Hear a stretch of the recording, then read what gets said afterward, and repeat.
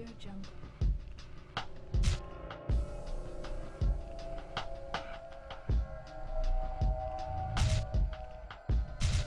Audio Jungle.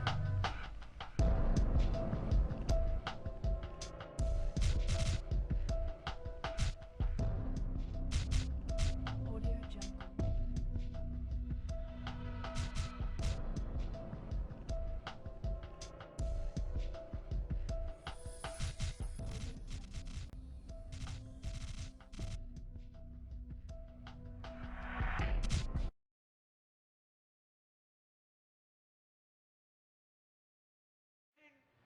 Adolf Hitler, der Führer der deutschen Jugend, hat das Wort.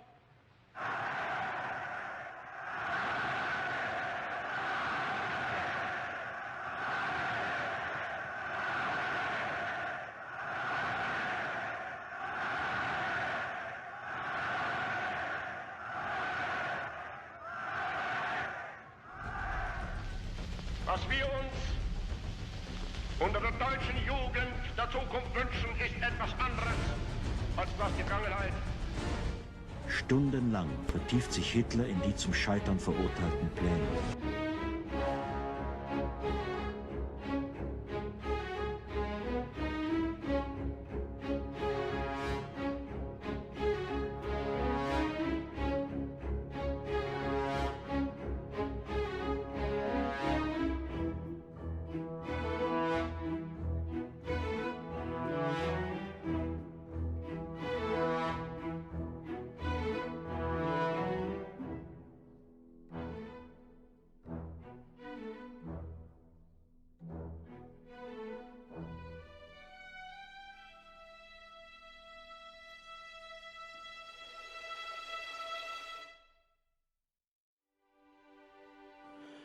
Brasil, 1930. Persiste certo silêncio sobre a presença e atuação dos nazistas no Brasil. Ainda pouco se sabe exatamente o que aconteceu no Brasil nesse período de 1930 a 1940. Então vamos situar por um momento no início da década de 30 e deixamos que os fatos falem por si mesmos.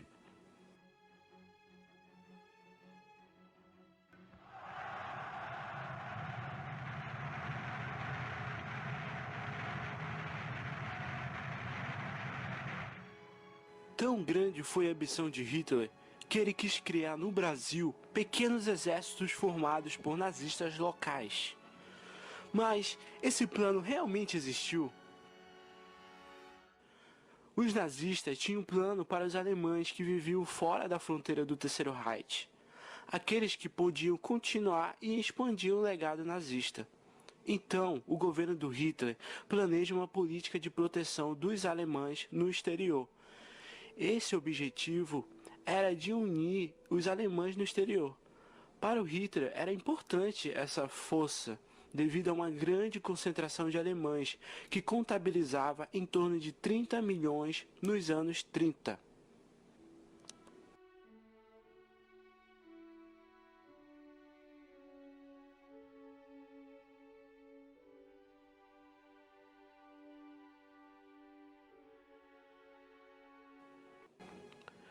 Mesmo antes do golpe militar liderado por Getúlio Vargas, o Estado apelou para um conjunto de leis de exceção.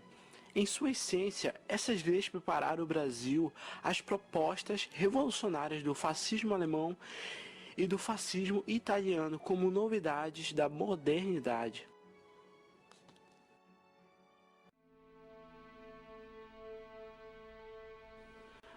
Maio de 1931. A bandeira nazista tremula pela primeira vez no Brasil, e a partir dali se iniciava um movimento nacional socialista, e Hitler ainda não tinha chegado ao poder absoluto na Alemanha.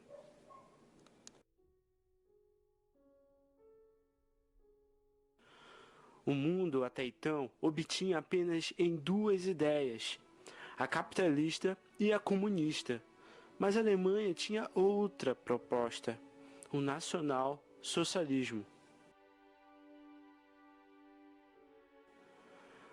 Mas na primeira metade do século XX, Como pôde o Terceiro Reich transmitir ideologias a milhares de quilômetros além-mar? A resposta está nas escolas das colônias germânicas.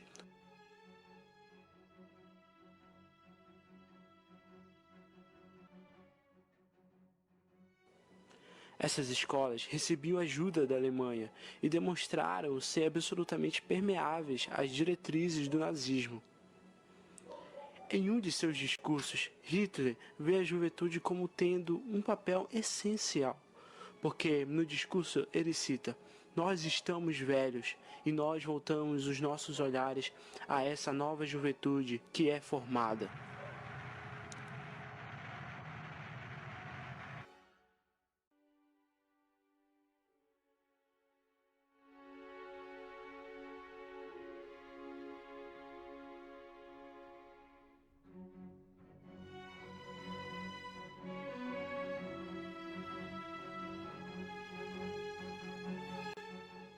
Do Terceiro Reich, chegavam no Brasil vários professores capacitados em doutrinar os jovens, como base a teoria do nazismo. Na época, havia docentes que vinham da Alemanha e traziam a metodologia em função da ideologia racista. E além do mais, esses docentes deviam ser filiados ao Partido Nazista.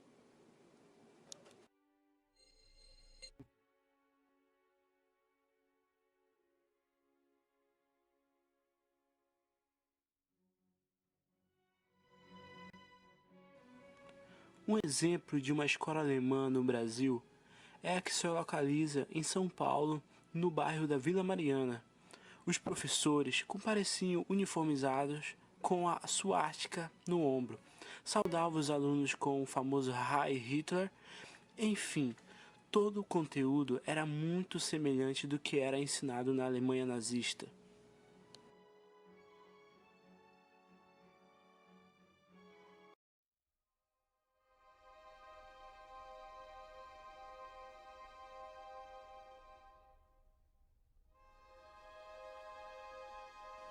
Alguns rumores surgiam a respeito das escolas alemãs no Brasil. Diziam que nas escolas se ignorava a educação cívica e comentavam o desprezo aos não-aliados. Os filhos de judeus foram discriminados e expulsos dessas escolas.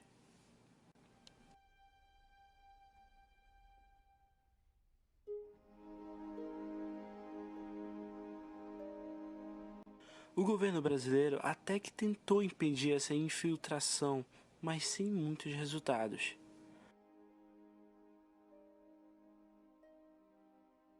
A comunidade alemã pró-nazista se sentia forte e se fechou em si mesma.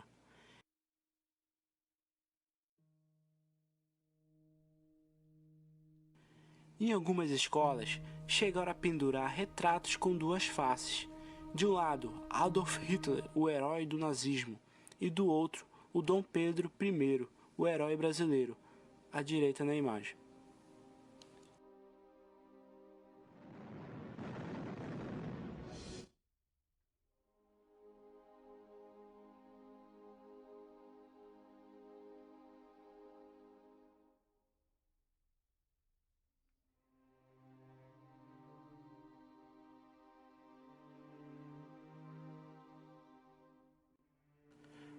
No Brasil, no fim da década de 30, o presidente Getúlio Vargas enviou seu filho, Lutero, para estudar medicina na Alemanha, de onde ele voltou casado com a afiliada do partido nazista Ingeborg Tenhafer, com quem teve uma filha, Cândida.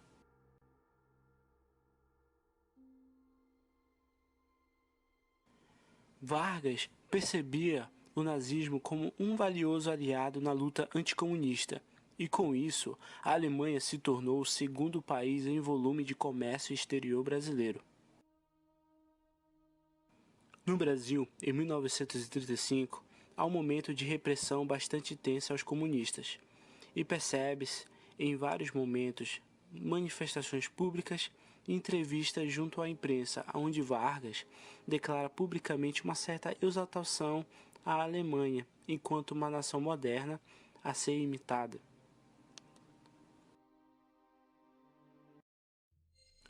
As alianças econômicas rapidamente abriram um novo caminho, as alianças políticas. De fato, o governo brasileiro decidiu enviar sua elite policial à Alemanha para que seja treinada pela própria Gestapo, que é a elite policial da Alemanha.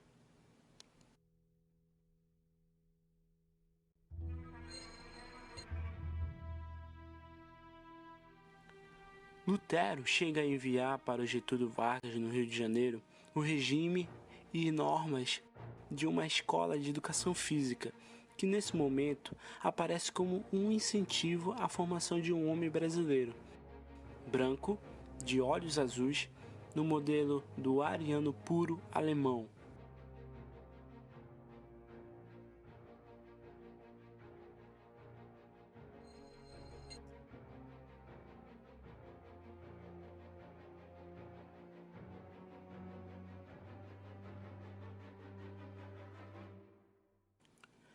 No Brasil, o presidente Getúlio Vargas se apressou em consolidar uma entidade nacional brasileira.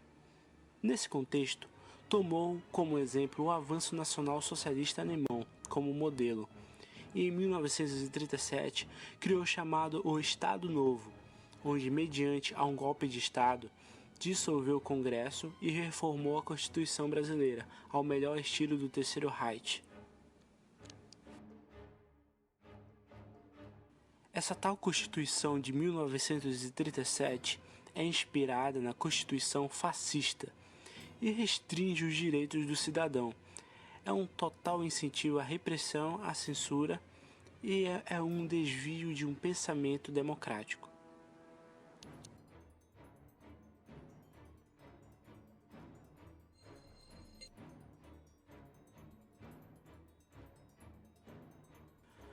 A história oficial diz que a entrada do Brasil na guerra, junto aos aliados, foi provocada pelo afundamento de navios mercantes brasileiros por navios de guerras e submarinos alemães.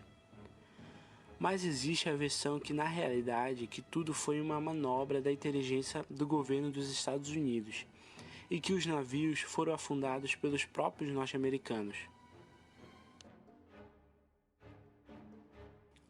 Tal era a relação de amizade e as boas relações internacionais que havia entre a Alemanha e o Brasil, que a maioria não acredita que a Alemanha tinha interesse em afundar os navios, em que os Estados Unidos tinha afundado e colocado a culpa na Alemanha.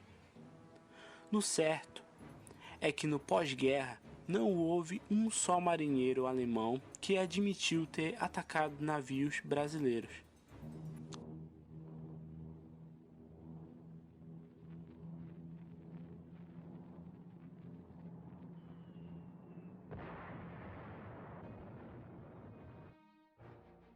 Após o ataque japonês a Pearl Harbor, as coisas mudaram. Os Estados Unidos entraram na guerra de vez e a propaganda se tornou mais agressiva e direta. A pressão sobre o Brasil passou a ser quase uma ameaça. E isso foi um dos grandes motivos da entrada do Brasil junto aos aliados. Foi essa pressão norte-americana que é sentida na década de 40 e 50. Depois de ter supostamente afundado os navios brasileiros, Getúlio Vargas desfez todas as alianças que tinha com a Alemanha nazista e passou a ser definitivamente ao lado dos aliados norte-americanos.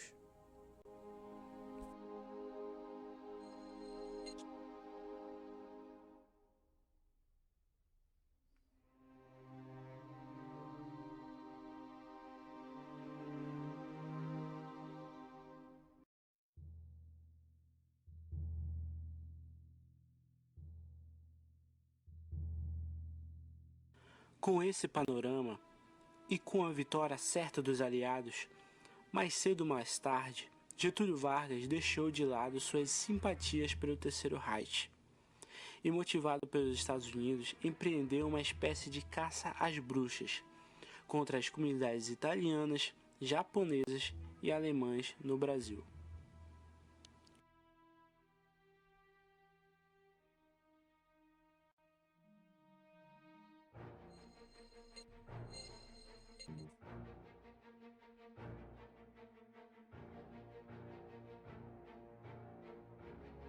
E a chamada polícia política não teve piedade e prendeu todo ou qualquer suspeito, confiscou equipamentos e propagandas nazistas, e os principais personalidades da comunidade alemã foram presas, mas o chefe do partido nazista no Brasil conseguiu fugir e voltou para a Alemanha.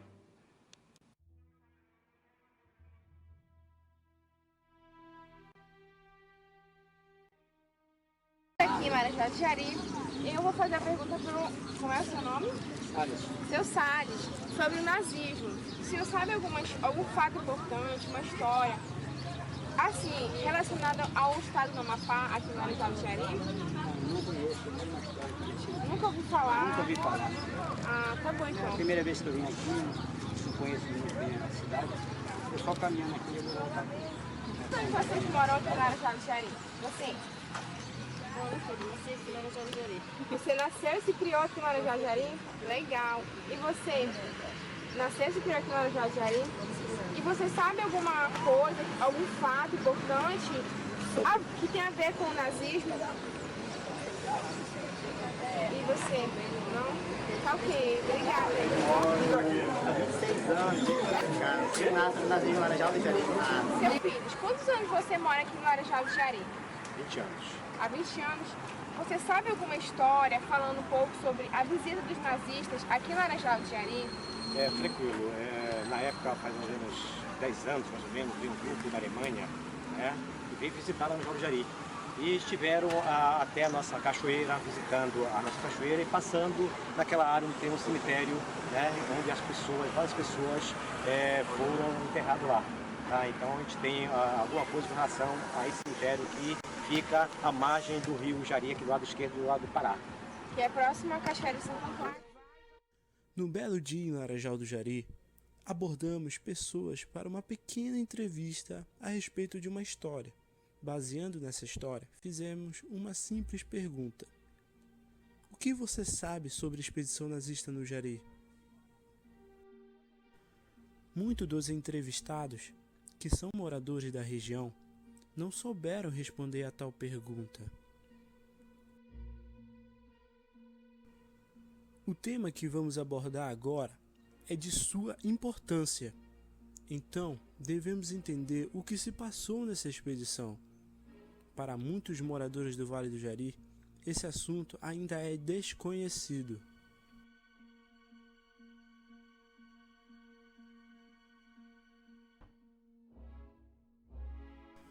Jari. No meio de uma selva deslumbrante, há uma cruz de madeira. Nela consta uma suástica nazista, medindo 3 metros de altura por 2 metros de largura. Nela está escrita uma pequena informação. Joseph Greenem morreu aqui em 2 de janeiro de 1936, a serviço da pesquisa alemã, vitimado pela febre.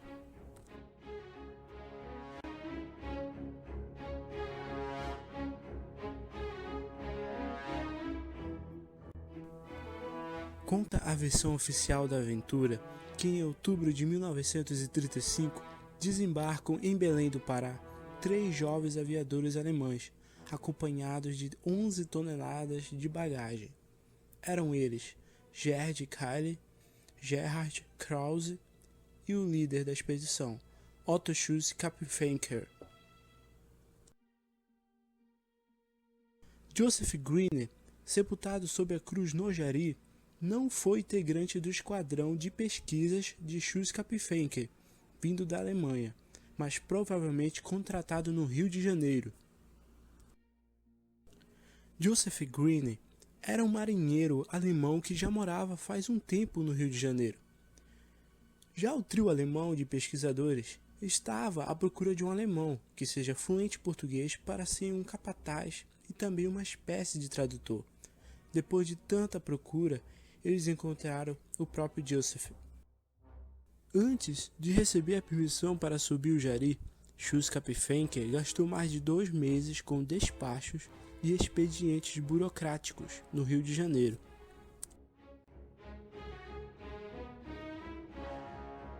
credenciado pelos mais prestigiados institutos de pesquisa e museus de história natural da Alemanha, Schultz Kapfenker conseguiu facilmente a adesão do Instituto Emílio Goede, em Belém, e do Museu Nacional no Rio de Janeiro.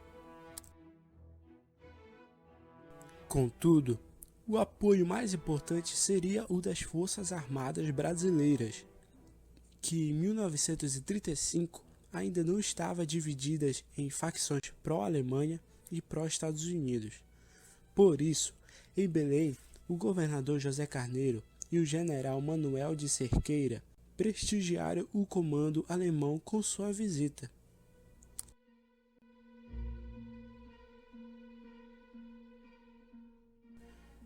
Os alemães retribuíram a gentileza com um teste do hidroavião batizado de Águia Marinha.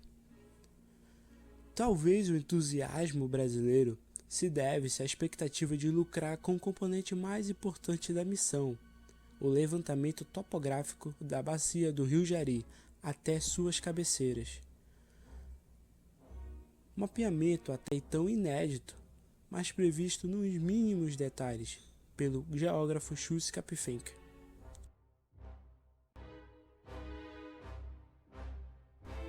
Quem patrocinou a expedição ao Jari como mentor do geógrafo foi Hermann Göring, aviador durante a Primeira Guerra Mundial, logo promovido a ministro da Aeronáutica de Hitler.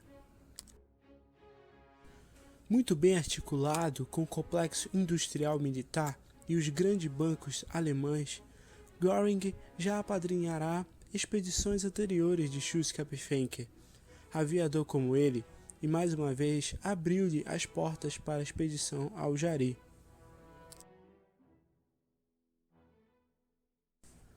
Apesar da contratação de uns 30 caboclos mateiros, familiarizados com a selva, foi uma operação tumultuada. Que o Jari era um imenso tapete pedregoso, repleto de cachoeiras, sem superfície de pouso para o hidroavião. Era um detalhe que os alemães já sabiam.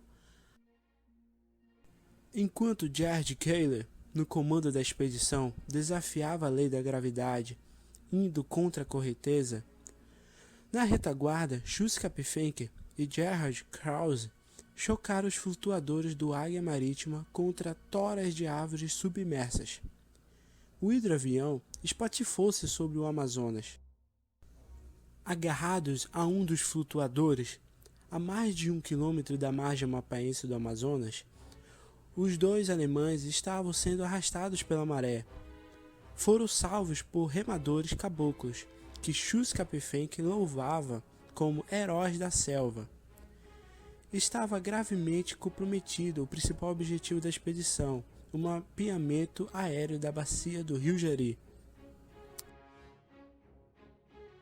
Às vésperas da Segunda Grande Guerra Mundial, entre 1935 a 1937, ao tempo que o governo brasileiro mantinha relações cordiais com a Alemanha nazista, a região do Jari foi percorrida e pesquisada demoradamente por supostas missões científicas.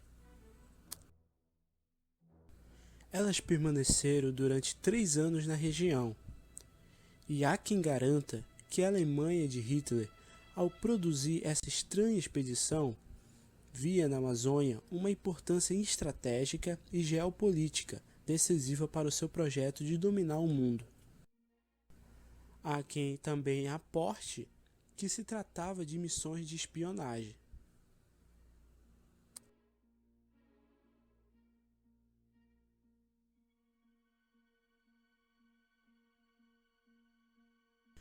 Esses índios, naquele tempo, inteiramente isolados pelo Estado brasileiro, tiveram um papel importante nessa expedição nazista. E curioso, a potência que desejava dominar o mundo recolhia o selvagem mais primitivo do Brasil como portadores e guias de suas pesquisas. Bis zum Dorf sind es 14 Tagesreisen. Wochen harten Kampfes gegen die Wildwasser und Stromschnellen beginnen. Es sieht verzweifelt aus. Der Weg scheint für die schweren Boote gesperrt. Aber wir müssen es versuchen. Ran an den Feind. Devido a isso, os nazistas alemães tiveram uma espécie de amizade com os índios, por causa da grande ajuda e a recepção que os índios ofereciam.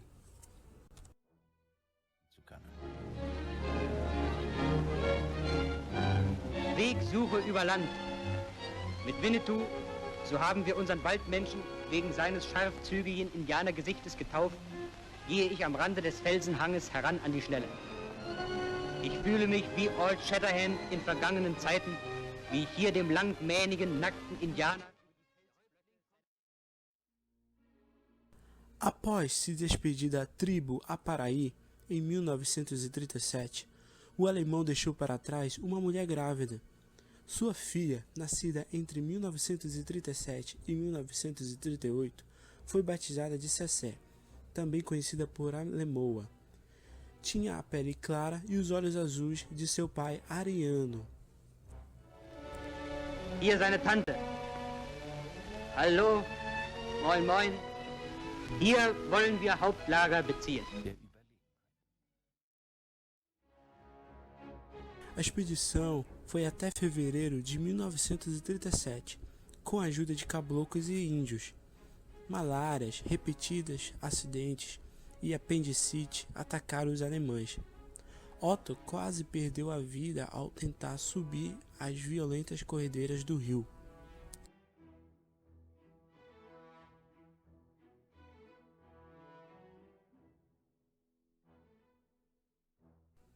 Essas expedições ficava visível que a Cachoeira de Santo Antônio, em verdade, belíssimas cataratas, já era um objeto de curiosidade e de desejo dos agentes do nazismo.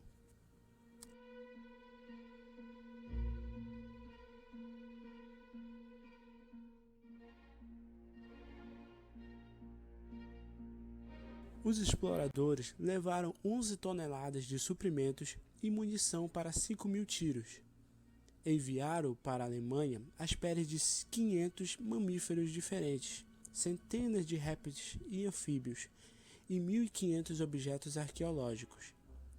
Produziram 2.500 fotografias e 2.700 metros de filme e que mostraram os índios, caboclos, animais, peles, cobras e outras espécies exóticas no mundo tropical.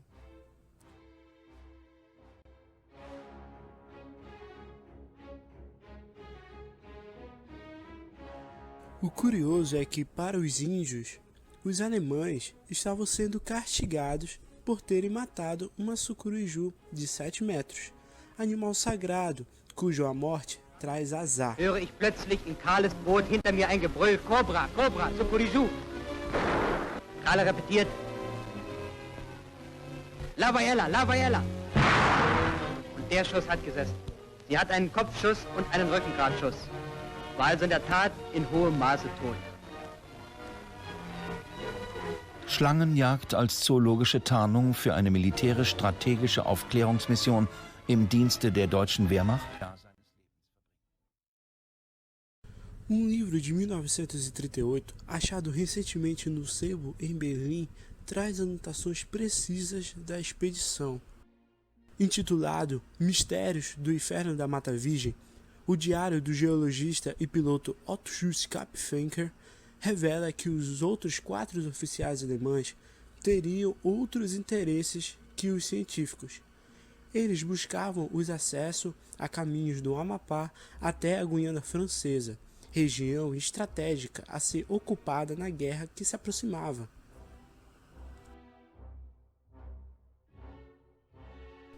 Em 1937, os alemães nazistas voltam para o Terceiro Reich com o dever cumprido, sendo a expedição ainda muito contestada devido ao nível de periculosidade quase igual a uma missão suicida, mas eles conseguiram.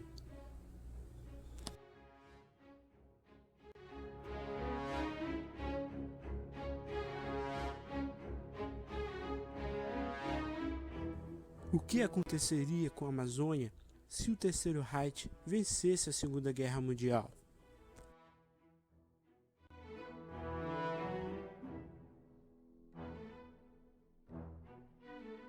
Vão surgir muitas respostas, mas sempre existirá a interrogação desse mistério.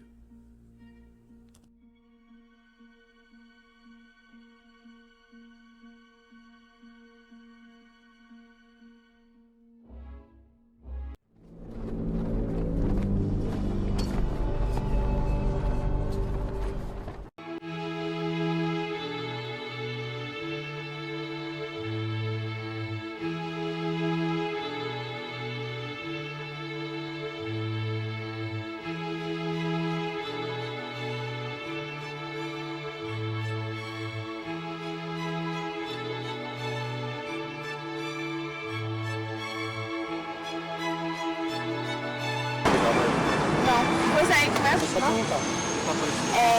Olha o sonho aí. Peraí. Vai, ô Maiara. É boa noite, né? Você sabe alguma coisa sobre a história da Anjada? O Rian tá bagunçando aí. Eu vou fazer mais perguntas pra ela. Quantos anos ela acha? Eu não gosto de uma criança, não. Eu tenho noção. Quantos anos você mora aqui no Jari? 3 anos. Você sabe sobre alguma coisa sobre o nazismo? Na região aqui do país do Jari, né? O México, das Américas. Segundo minha avó, né? Ela viveu num período aí muito ditatorial, né? Mas não sei muito, né? Que ela morreu, faleceu há pouco tempo. Um minuto de silêncio. Ok, obrigada. Só que uma região muito louco aí, que eu não sei como explicar, ela morreu. É isso que eu tenho só que falar. E desgraça. Praça.